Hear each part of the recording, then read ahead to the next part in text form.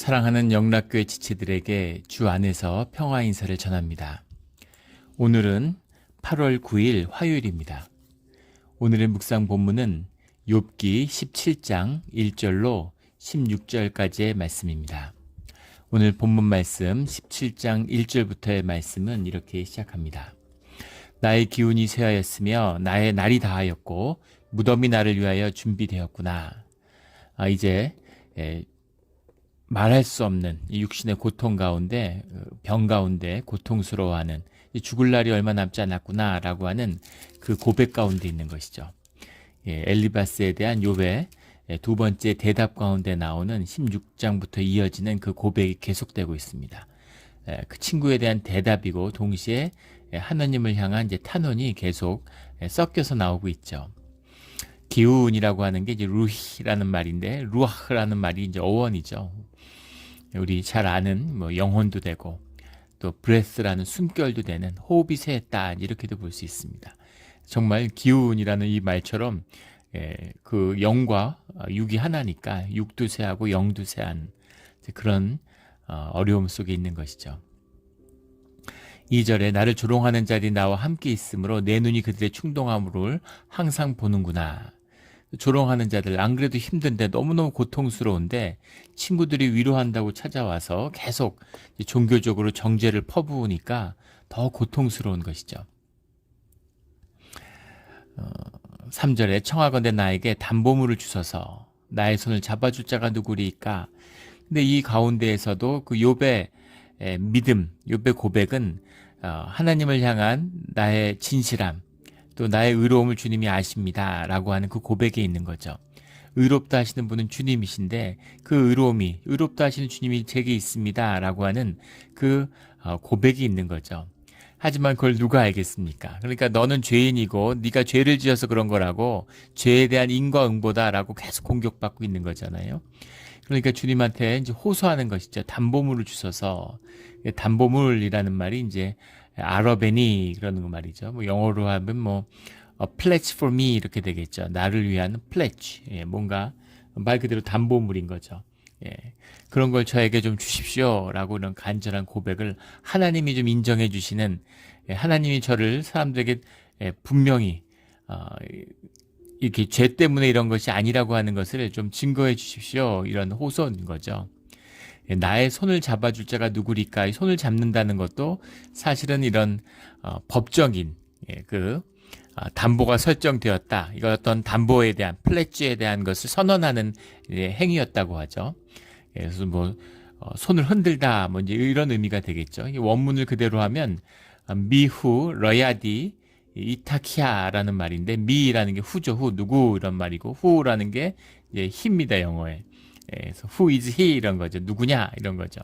러야디라는 게 영어로 하면 hands with me, shake hands with me 이런 건데, 손을 악수하다 이렇게 해석을 했는데 사실은 손을 치는 거라 그러죠. 우리 이렇게 하이파이브 하는 것처럼 이렇게 손을 치는 건데, 어떻게 쳤는지는 정확히 모르지만 손을 치는 것으로 해서 이렇게 서로 이렇게 탁 치는 거죠. 악수는 아니고 손을 마주치는 것으로 인해서 이게 계약이 성립됐다, 법이 성립됐다, 이렇게 이것이 이제 담보로 설정됐다, 이런 언약을 하는 그런 행위였다고 하죠. 그래서 그 러야디 그 손을 이타캬라는 게 이제 흔들다 이런 말인데, 친다 이런 말인데, 손을 친다, 누가 손을 치겠느냐라는 건 이 담보물을 누가 인정하겠느냐, 이 담보물의 설정을 누가 받아들이겠느냐, 누가 인정하겠느냐, 이런 호소인 거죠. 담보물을 주셔서 하지만 그 담보물을 누가 알겠습니까? 이런 이야기입니다.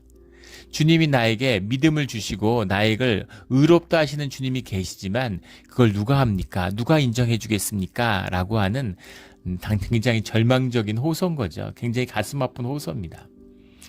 4절에 주께서 그들의 마음을 가리어 깨닫지 못하게 하셨사오니, 그들이라는 건 친구들이죠.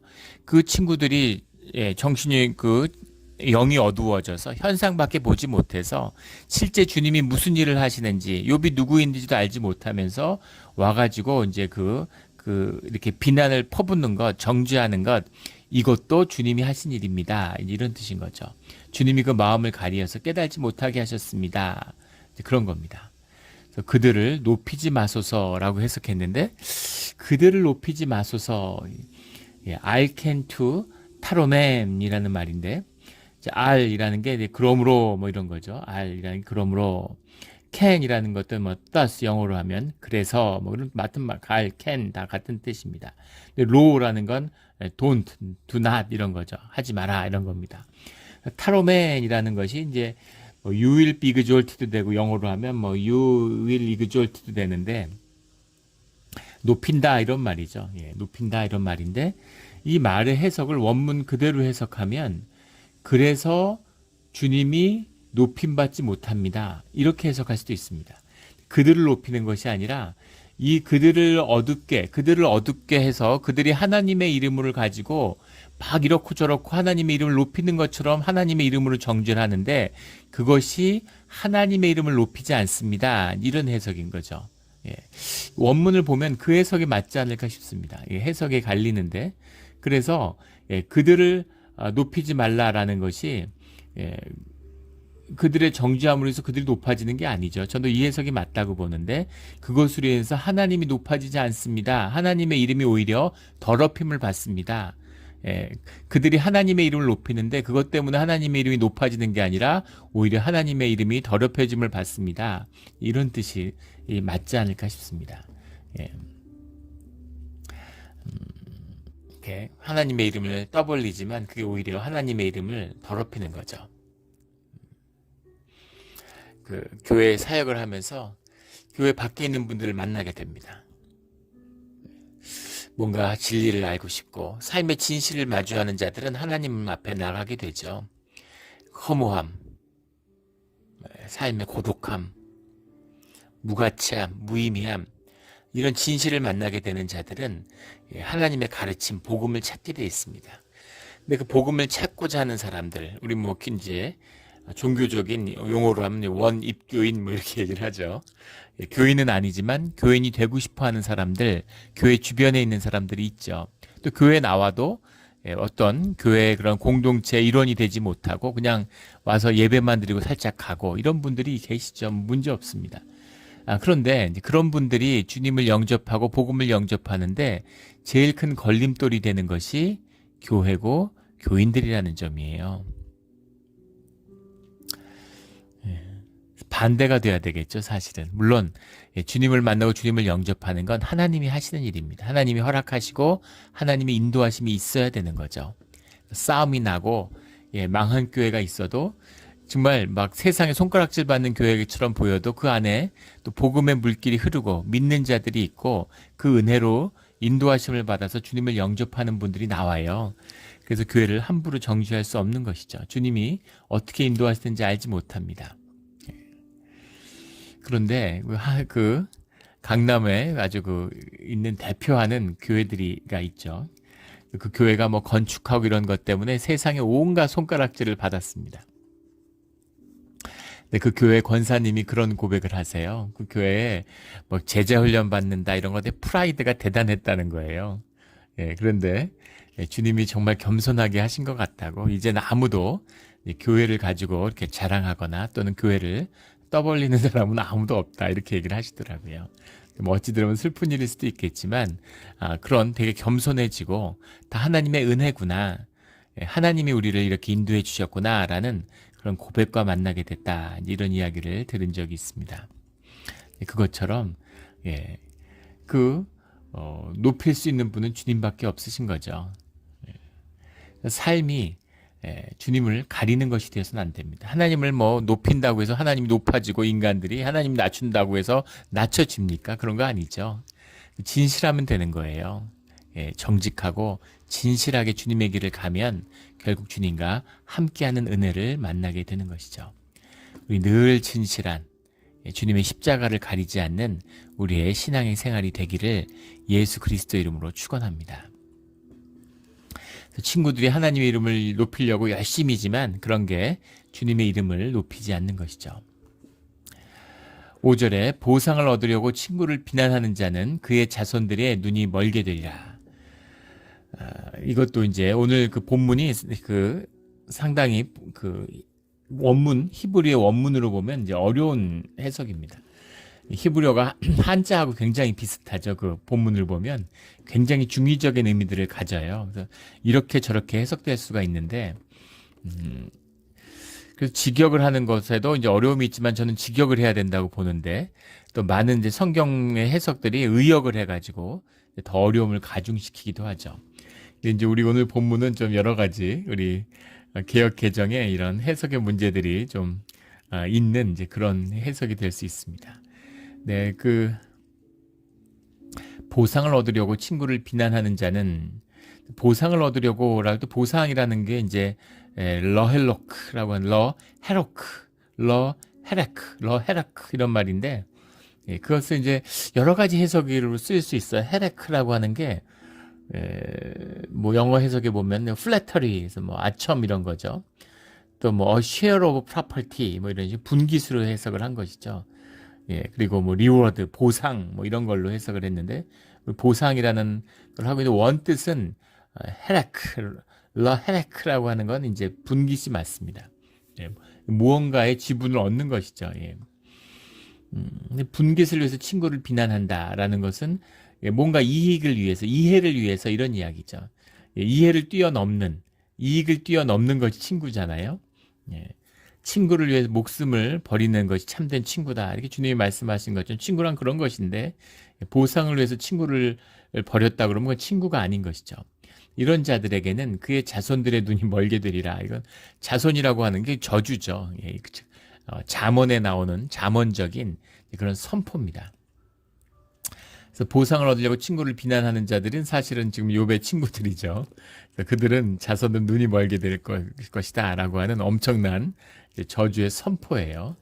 예, 그러니까는 얼마나 이제 욥의 마음이 상해 있는가라는 것을 이제 보여주고 있는 거죠.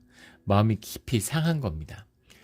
천하 욥이 하나님의 의롭다 하는 자가 이렇게 친구들을 저주하나 이런 생각이 드는데 얼마나 이제 마음과 몸이 낮아지고 힘들어진 욥의 이게 진실이죠. 다윗이 시편에 나오는 기도처럼 진실함을 주님 앞에 고백하는 거예요. 그래서 어떻게 이렇게 윤리적으로 이렇게 이런 이야기를 하나 뭐 이런 것은 현상의 이야기 그런 것이 이제 거짓된 타락한 우리 심성의 이야기죠. 그래서 주님에게는 이런 진실한 이야기를 해야 되는 겁니다. 저는 이게 맞다고 봐요. 또 주님의 이름으로 공의를 선포하는 것이기도 하죠. 누가 하나님의 의로운지 너희들이 진짜 하나님의 마음으로 하나님의 말씀을 전하는 건지 아니면 스스로의 의로움이나 또 다른 이유로 인해서 하나님의 일을 파는 건지를 하나님이 판단하신다. 너희들이 만약에 하나님의 이름을 너희 종교적인 이유로 더럽힌다면 용서받지 못한다. 주님도 차라리 연자맷돌을 목에 걸고 연못에 뛰어드는 편이 나을 거다. 이렇게 얘기하셨죠. 주님의 이름을 경외해야 되는 겁니다. 주님의 이름을 함부로 들먹이면 안 돼요. 그 미국 사람들 보면은 이 종교가 타락하고 이게 뭔가 마귀의 계계죠. 무슨 잘못된 일, 재수 없는 일 있으면 지저스 막 이러잖아요. 주님 탓이다 이거죠. 예수님 탓이다 이거죠. 그런 짓들, 그런 게 아주 그 나쁜 짓이죠. 그런 자들은 자손들은 눈이 멀게 되리라 이런 저주가 임한다. 이미 그런 말 자체가 마귀에 속했다는 거니까 그 자체가 저주죠. 눈앞에 뭐 마귀가 돈을 주던 권세를 주던 뭐 세상에서 뭘 차지하던 다 저주입니다. 마귀에게 오는 건 다 저주예요. 저주를 받게 된다라고 하는 선포이기도 한 것이죠. 6절에 하나님이 나를 백성의 속담거리가 되게 하시니 그들이 내 얼굴에 침을 뱉는구나. 속담거리가 되게 하시니 속담거리라는 게 이제 림솔이라는 말인데 림솔이라는 말이 영어로 하면 뭐 바이워드, 뭐 가십이 됐다는 거죠. 사람들에게 이야기거리가 됐다. 그러니까 사람들이 얼굴에 침을 뱉는다. 이제 이렇게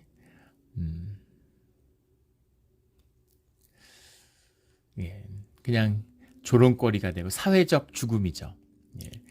인간이 이제 사회적 존재잖아요. 무리를 지어서 함께 살아가는 우리 영의 본질이기도 하죠. 사람들이 묶여요. 얽혀 살아갑니다. 그 얽혀가는데 그 얽힘이라고 하는 것의 가장 본질적인 그 가장 중심이 사실은 영이죠. 스피릿이에요. 예. 그 종교성이라고 하는 것이 인간의 가장 본질입니다. 인류의 가장 오래된 유적들 보세요. 예, 무슨 그 아나톨리아 지방, 지금 터키 지방에 나오고 있는 그런 유적들, 뭐 신석기 시대 더 올라간 이런 유적들, 뭐 동굴의 유적들 이런 거 보세요. 몇만 년 전, 수만 년 전 유적들인데 거기에 종교 행위가 드러나는 거죠. 인간이 모여서 종교가 나타난 게 아니라 종교가 있기 때문에 종교성이 인간을 모은 것이죠. 묶는 것입니다. 그 관계, 그 묶임, 그 가운데에서의 죽음이죠. 이게 사회적 죽음입니다. 육신의 죽음보다 더 고통스러운 거죠.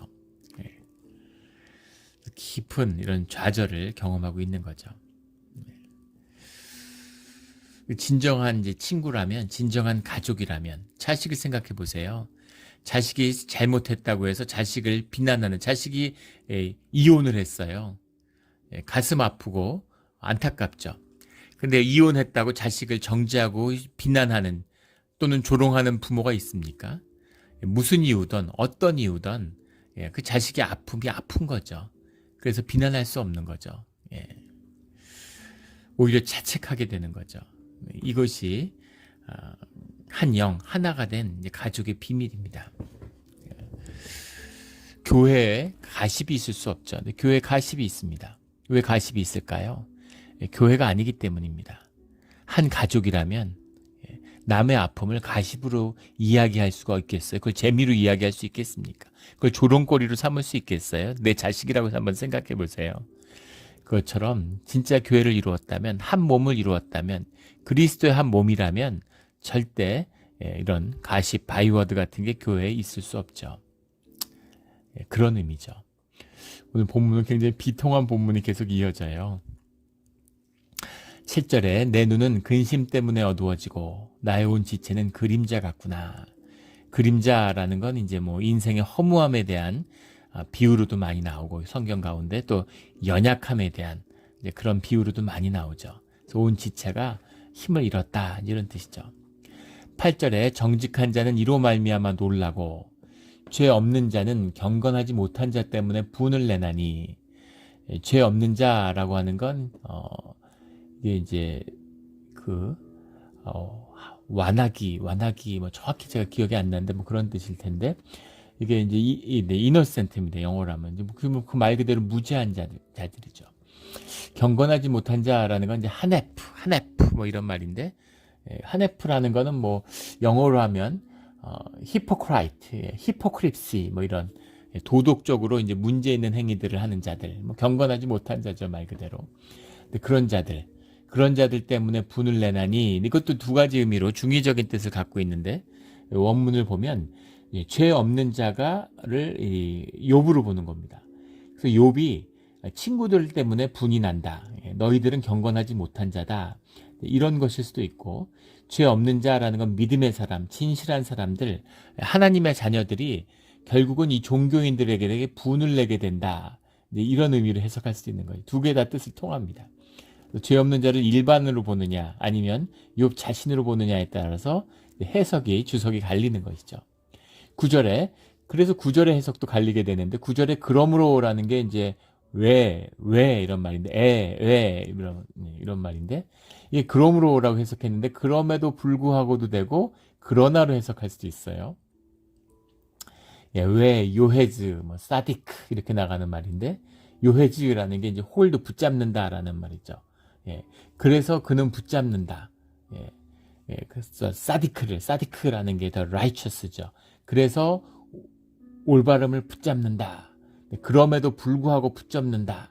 근데 그러나라고 해석하는 건 그런 경건하지 못하는데도 분이 남에도 불구하고 그 옳음을 붙잡는다 이렇게도 보는 것이고 죄 없는 자들이 경건하지 못한 자들에게 대해서 분노하고 그런 흐름들이 커지기 때문에 그렇기 때문에 의인은 그 길을 꾸준히 갈 수 있다. 뭐 이렇게도 해석을 하는 겁니다.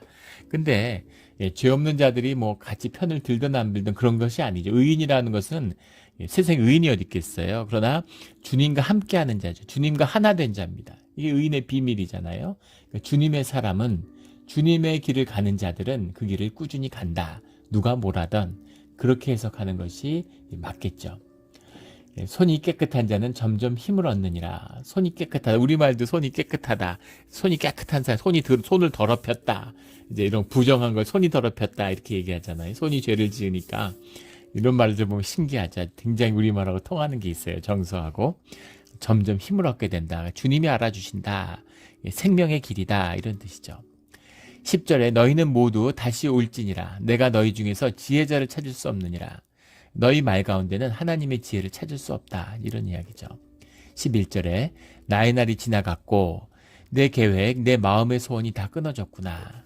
인생이 삶이 끝나가고 우리 앞에 나왔던 고백처럼 내 살 날이 얼마 남지 않았다. 16장 22절에 나왔던 고백처럼 나의 돌아오지 못할 길로 갈 것이다. 이런 고백같이 이제 곧 죽는다. 이제 이런 육체가 거의 힘을 다 잃어가는 죽음 앞에서 흔들리는 촛불 같은 그런 마음의 고백이 있는 거죠.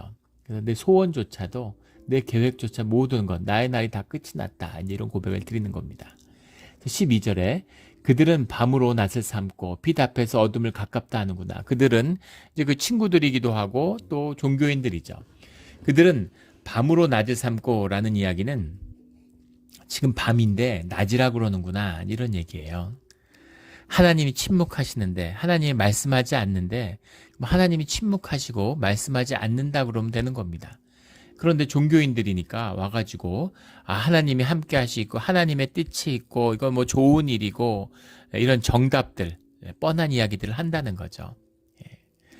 아픈데 아파서 막 아파요. 왜 아픈지도 모르겠고 너무너무 힘든 일 당해서 괴로워하고 있는데 와가지고 주님이 뭐 가시를 주셨다 그러고 주님이 연단을 해가지고 뭐 또 나중에 무슨 뭐 복을 주시려고 연단한 물 맞죠. 다 맞는 말입니다. 그런 부분이 있죠. 그런데 문제는 그 어느 때 누구에게 어떻게 이야기하느냐 하는 것이 중요하다는 겁니다. 그게 중요해요. TMI라고 그러죠. 타임, 매너, 앤 뭐 플레이스, TMP인가요? 뭐 이간 그런 게 중요한 거예요. 어떻게 이야기했느냐, 어떤 사람에게 어느 때 이게 중요한 것이죠. 근데 종교인들은 이제 정답을 이야기하는 거죠. 또 종교인들이 정답을 이야기하지 뭐라고 그러겠습니까? 그런 거예요. 밤인데 밤을 낮이라고 하는구나 이런 얘기죠. 빛 앞에서 어둠이 가깝다 하는구나. 빛 앞에서 어둠이 가깝다는 게 지금 정확히 이제 오역인데 본문은 정반대입니다. 어둠 앞에서 빛이 가깝다 하는구나라는 거예요. 이거는 이제 경구 같은 얘기죠. 어둠 끝에 새벽이 온다. 그 새벽이 가장 어둡잖아요. 햇빛이 오기 전에 가장 어두운 짙은 어둠이 있을 때가 이제 새벽이 오기 전이죠. 해가 질 때 가장 햇빛이 밝잖아요. 그래서 오후 한 4시쯤이 가장 덥다는 거죠. 그런 것처럼 빛이 뜨기 전에가 가장 어두운 거죠. 그래서 지금 어두움인데 빛이 오는구나. 동이 튼다. 이런 이야기. 고난의 끝이 다가와 있습니다. 이제 괜찮아질 거예요.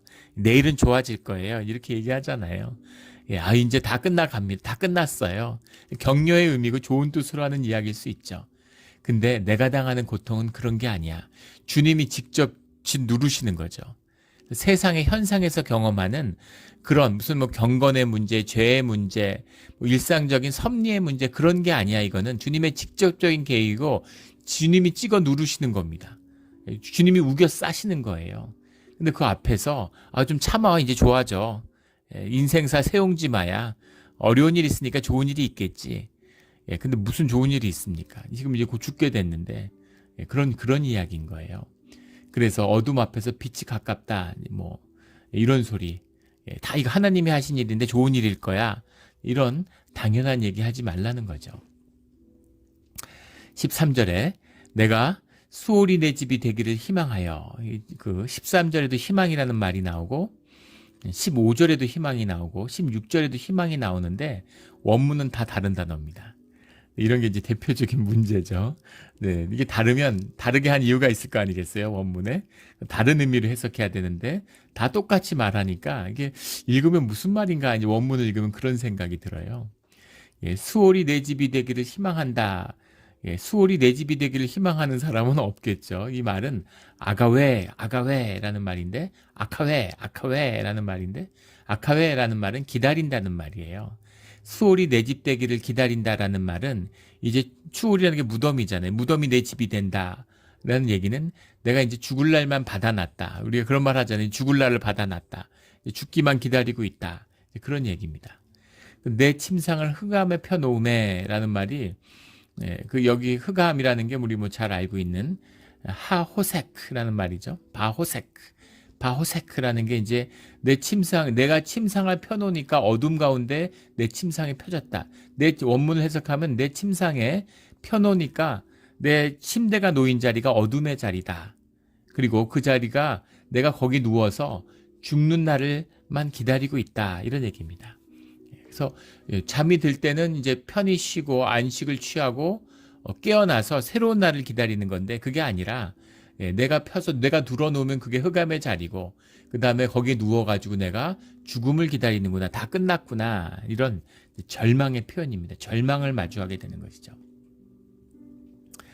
14절에 무덤에게 너는 내 아버지라 구더기에게 너는 내 어머니 내 자매라 할지라도 근데 이 말도 이제 그 무덤에게 내 아버지라 그러고 구더기에게 내 어머니 내 자매라 이런 말로 해석했는데 이것도 원문을 보면은 사실 앞에 라사헤트라는 말이 나오는데 라사헤트라고 하는 말이 그 원형이 수아크라는 말입니다. 수아크라는 말은 원래 이제 영어로 하면 sink down 가라앉는다 이런 말인데 라사헤트라는 말은 썩는다는 말이에요. 무덤에게 아버지라가 아니라 내 몸이 썩어서 이런 말입니다. 라사헤트라 내 마음이 썩은 다음에 내 몸이 썩으니까 구더기가 내 아버지고 내 어머니고 내 자매다. 구더기들하고 한 가족이 됐다. 정말 끔찍하고 이런 얘기죠. 땅에 묻혀가지고 무덤에 들어가니까 구더기들이 내 몸을 다 파먹잖아요. 내 몸이 아니죠. 그냥 내가 떠난 나의 육신, 내 껍데기죠. 그 껍데기들을 이 구더기들이 파먹는데 그 구더기가 내 형제고 아버지고 어머니고 자매가 됐다. 이런 얘기입니다. 참 뭐라 말할 수 없는 이제 비참한 이야기죠.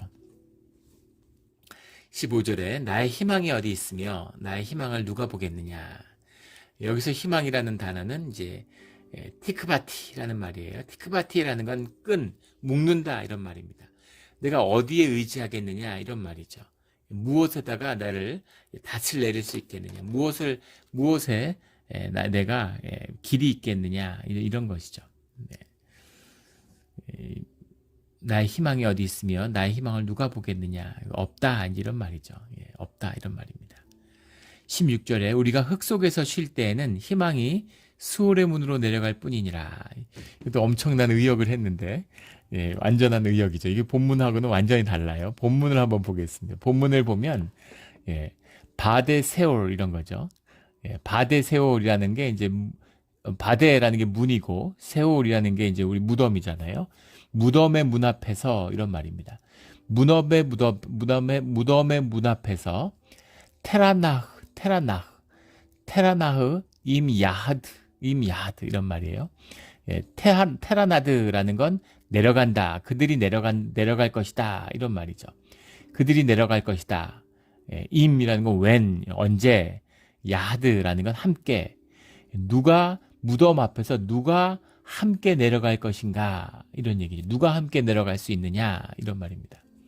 그 다음에 알아파르라고 되어 있는데 알이라는 건 인 이런 말이고 알은 인 무엇 안에 이런 거죠. 아파르라는 건 이제 dust 무덤 티끌 흙으로 우리가 흙으로 돌아간다 할 때 그 흙이죠. 흙 안에서라는 말입니다.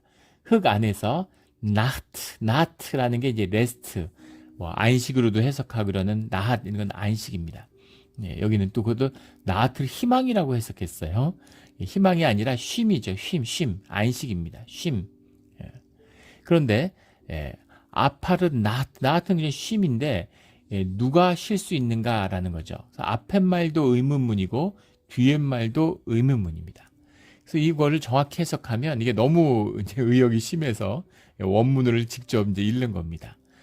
무덤 앞에서 누가 함께 내려갈 것이며 그리고 티끌 안에서, 흙먼지 안에서 무슨 안식이 있겠느냐, 이런 말입니다. 예. 뭐 뜻으로는 통할 수도 있는데, 우리가 흙 속에서 쉴 때 희망의 수로의 문으로 내려갈 뿐이다. 뭐 의미는 통할 수도 있겠죠. 그러니까 누가 같이 그 무덤에 내려가고 무덤 속에서 무슨 안식이 있겠느냐, 이런 말이니까 안식이 없다. 아무도 누가 무덤에 같이 가겠습니까? 무덤에 아무도 같이 안 가죠.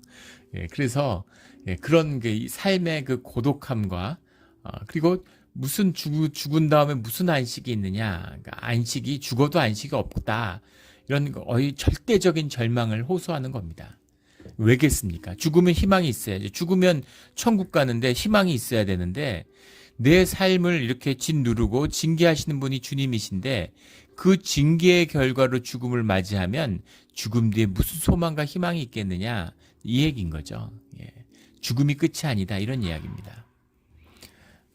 불신앙의 사람들, 주님을 모르는 사람들이, 육신이 다라고 믿는 사람들이 자살을 하죠.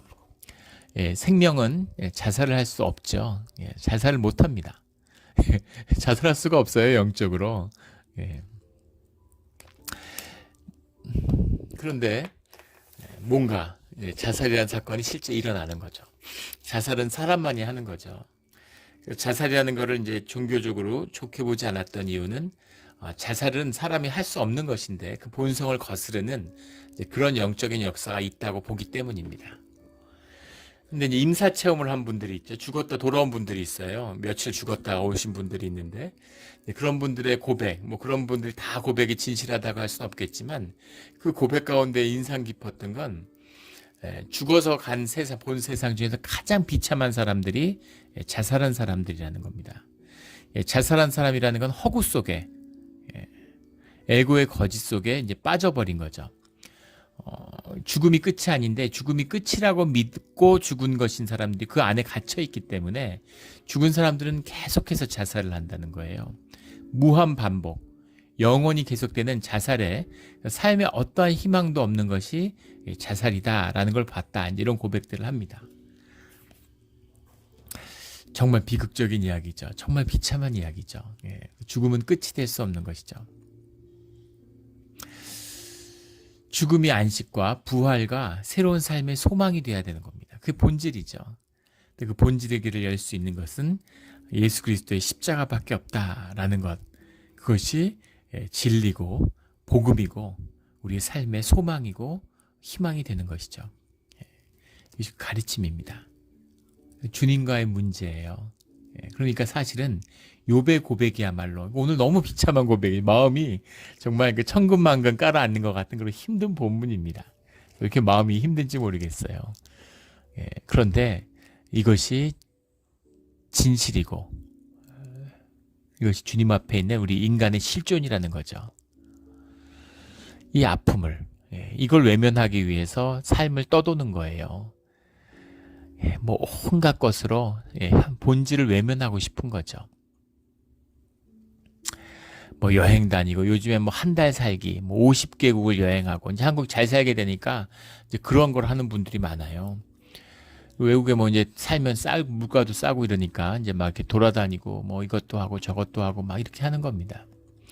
또 뭐 빵지 순례라고 그래가지고 한국에 뭐 빵집들, 카페 이런 것들이 이제 좋은데 뭐 경치 좋고 물 좋은데 막 생기니까 그런 걸 순례하듯이 돌아다니는 뭐 그런 분도 봤고, 뭐 다 좋지요. 뭐 그게 나쁘다는 게 아니라 문제는 이제 그런 것이 삶의 본질을 회피하는, 삶의 가장 본질적인 도전을 외면하는 그런 도피처가 돼서는 안 된다는 겁니다.